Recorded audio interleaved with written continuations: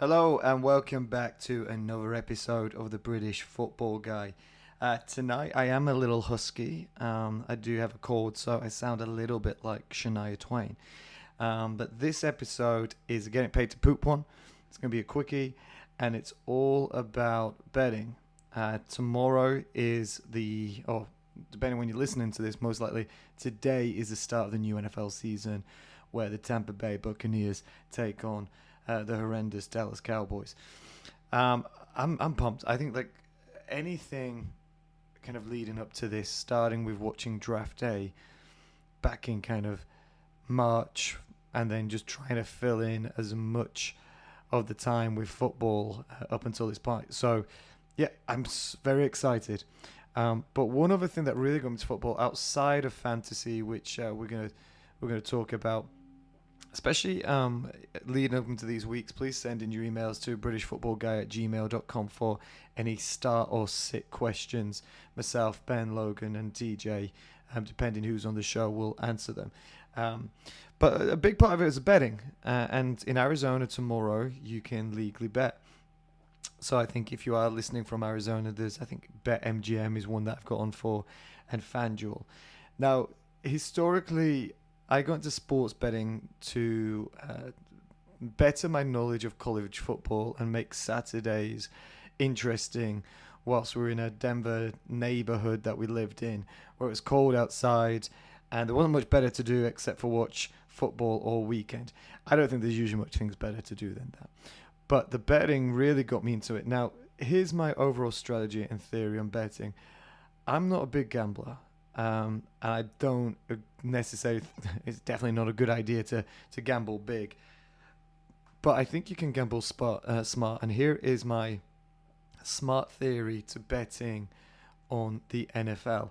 And here's how you can buy your girlfriend, wife, boyfriend, husband, partner their Christmas gifts, and a bloody good one, by betting smart on the NFL this season. So to give you some context, over the course of the years, I think there's only maybe been one season that I won just $100 in the last 6-7 years, and it's by this theory and this concept. And as I've kind of grown it, I've added a few things on where you can even make your money go further. This isn't going to be life changing. You don't need a lot of money to do it, and it's fun. So if you lose that money, you're not going to be upset or depressed. There's definitely individuals that I've come across in my time who either in fantasy football leagues that have $1,000 buy-in. I'm kind of interested to do one of those down the line, but I'd probably be pretty pissed if I lost $1,000. I also know a few people that will put $500 on one game and lose that and then be pissed for the whole day. Excuse me, that is not what this is.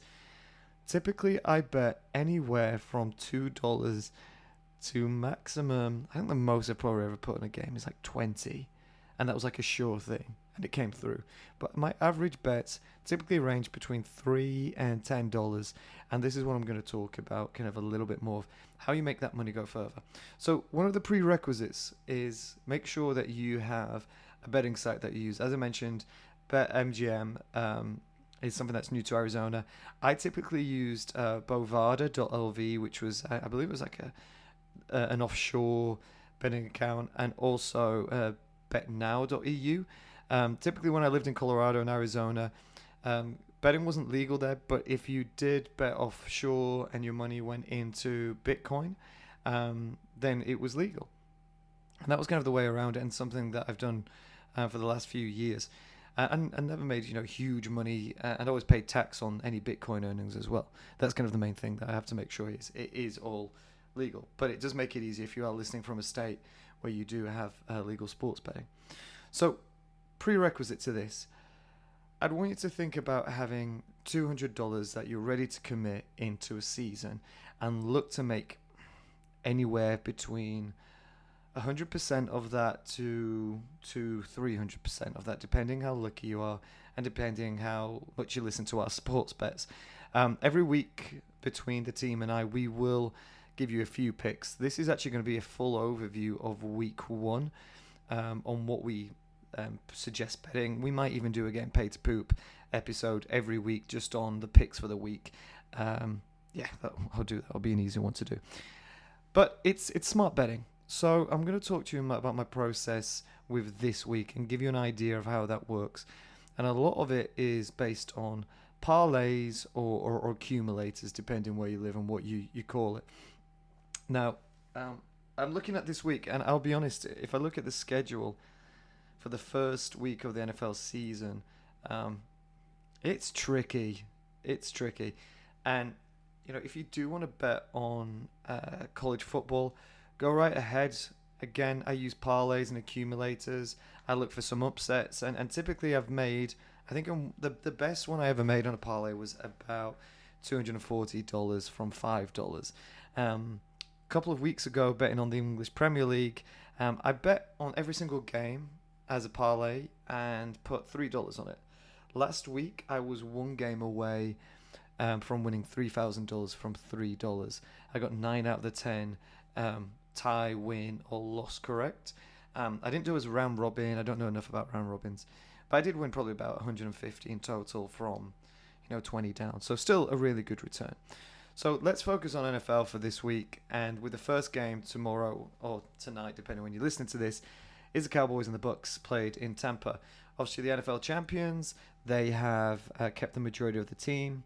The over and under, I usually say, bet over on this, but it looks pretty ghastly. So if you are going to do anything, bet under. But typically, I'm going to look in the money line on this, and I'm going to go for my first parlay. I'm going to walk you through my first parlay. So, the Cowboys and Bucs, I think this is an easy one. On the money line, it's minus $425. Minus 425. So it's really favored in the Bucs. But I am going to put it on the parlay. So I'm going to put the Bucs on a parlay. The next one that I'm going to put on this parlay is the Steelers against the Bills. And the Bills are minus 290. And I'm going to take the Bills. Both of these Super Bowl contenders last year and playoff contenders this year, and potentially Super Bowl contenders. So I'm going to take the Bills, the Bucs. And the next one that I'm seeing here is the Browns against the Chiefs. I'm going to take the Chiefs again on this. It's minus 270. And the final two that I'm going to add to this parlay, so it's a 5 parlay team, is the Bears against the Rams. I'm going to take the Rams at minus 370. And the final one is the Packers at minus 220, who are playing the Saints at home. I feel pretty good about this. And the bet I'm going to put on here is $7. If I bet $7 using betnow.eu, I'm going to win $23. With BetMGM, and if there are any new betting sites that do have promotions and you just want to play around and just have some money, which is play money, you're not going to be upset if you lose it, have a look at any of the sports betting sites, if it's legal in your state, and just see what offers they have.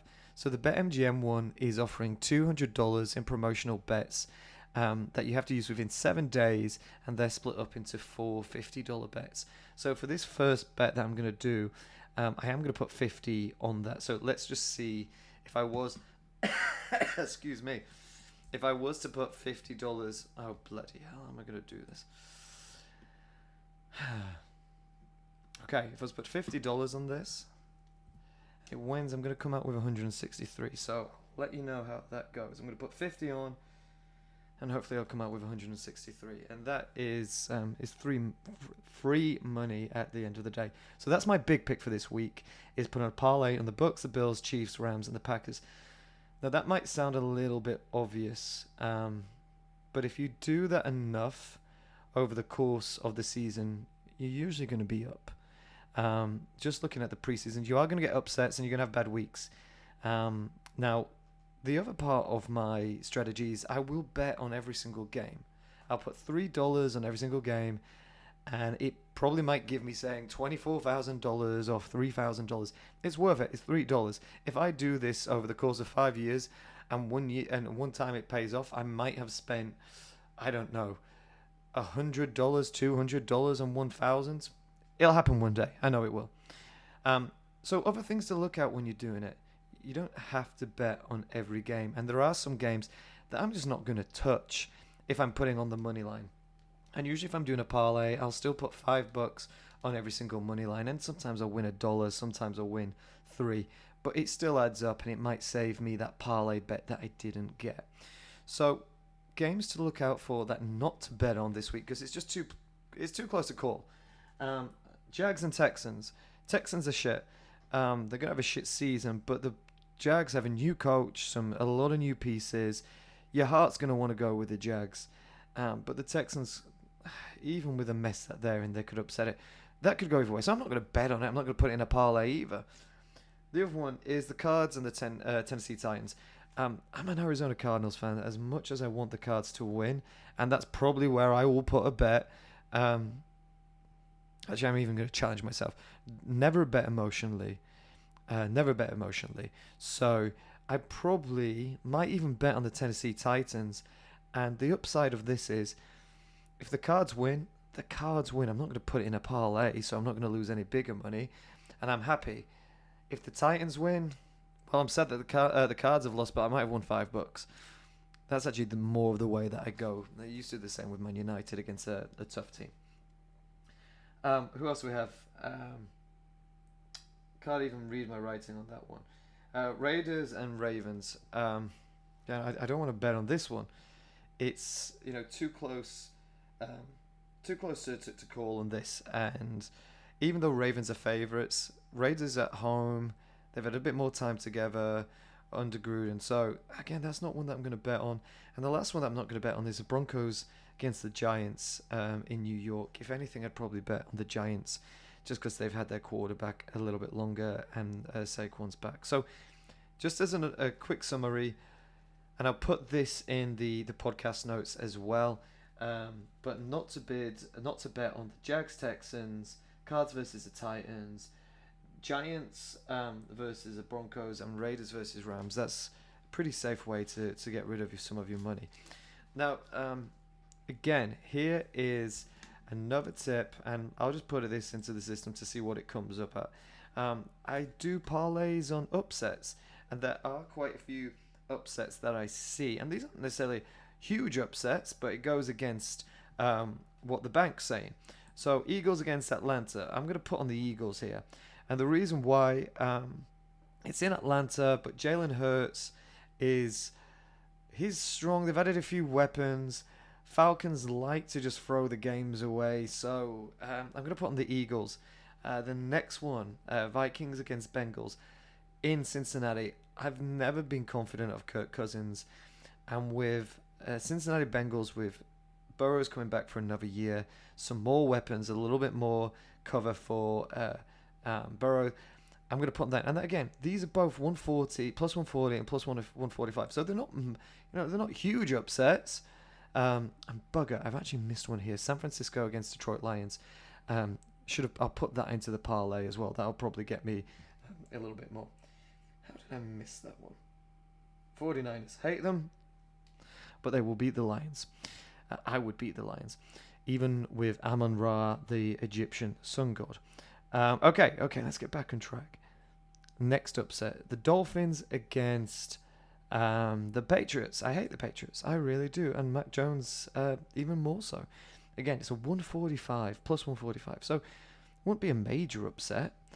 And then I think that's it. That is my... and I think I had the Dolphins. Did I put the Dolphins in here? Yes, I've got the Dolphins. So those are my upsets. So we have 3 potential upsets. And you could put the Raiders in there as an upset as well, but I'm not. Let's just keep this one as an upset bet, as pretty easy. We're just going to put 3 in, and if they come in, so let's just put $5 on this, and boom, $67. That's what we come out with. So excited about that one.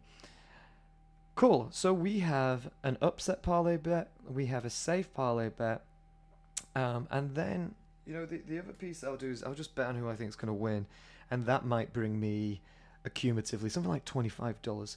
So if this all came in feasibly, we're looking at anywhere in the region of about $120.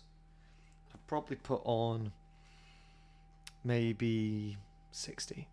So 100% of what you're putting in. Now, if you extrapolate that over the course of 15, that's $1,500 and some change. A little bit more, probably about $1,700. That's not going to happen. It's not going to happen. But if you do bet smart, I believe that you can get to about $600. Here's the next piece.